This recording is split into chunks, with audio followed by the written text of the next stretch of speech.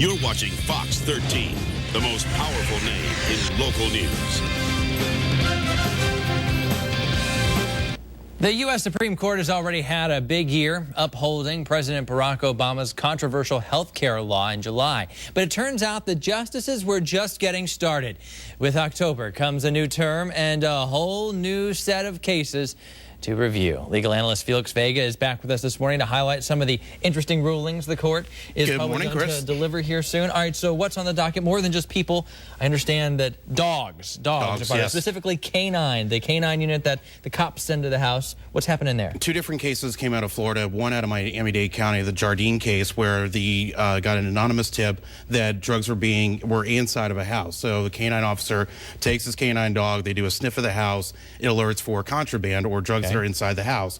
Well, the Supreme Court said, not so fast, you need probable cause. That doesn't fall into one of the exceptions like you see here. General airport security, luggage searches, traffic checkpoints, and also traffic stops. Ironically, that last one, traffic stops, dovetails into another case out of Liberty County where the defendant was challenging the qualifications of the canine itself. Did it have false alerts in its past? What are the qualifications for the dog itself, and also the training of it? So two interesting cases that could affect canine searches down the road.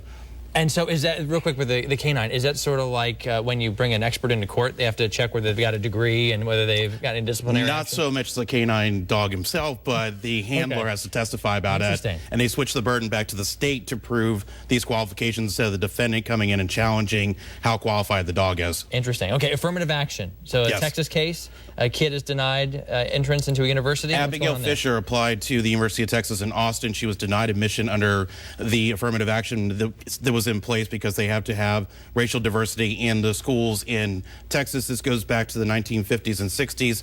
Brown versus Board of Education was one of the big cases back then. In Abigail's case, it was interesting because she was denied entrance, but then she went to LSU, graduated, got her degree. The whole thrust of her argument is that she will not have a successful career in Texas because she doesn't have a UT degree. And the Supreme Court, especially Judge Sotomayor, really honed in on that. It's like, what is your injury? What's your legal injury that you're facing? So not the best case to try and knock down affirmative action in the Supreme Court. So, but it's there nonetheless. It's there nonetheless. And because Elena Kagan had to recuse herself because she was involved in the original litigation, it's a 4-4 possible decision. And if they don't agree on it, then if they vote 4-4, then the law stands the way it is now. In 30 seconds, gay marriage. Why now?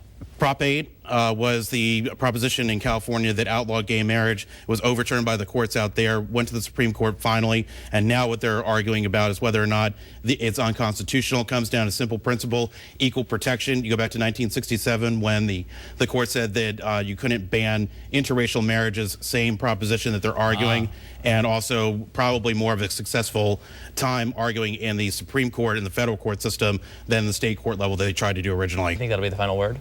More than likely, yes. Interesting. All right, Felix Vega. Chris, good to see you. Thanks. Appreciate it.